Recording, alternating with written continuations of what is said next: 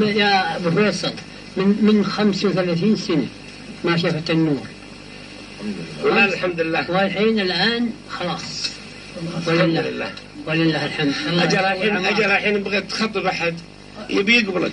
ما تقبلن. لا أنت خايف من أم العيال؟ الله يخليك يا المسلمين. أقول أنت خايف من أم العيال ولا؟ اي والله.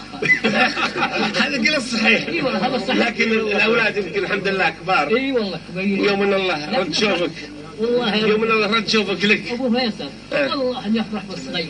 انا حافظ ما دام ان الحمد لله النشاط موجود. عيالك بيساعدونك. وش يساعدون؟ اسمع اكرام رب العزه والجلال اللي عاد لك بصرك. الحمد لله. كنت شباب الحمد لله الحين. ترى هذا مو بتحريض على الزواج حتى لا يقولون ان انا حرض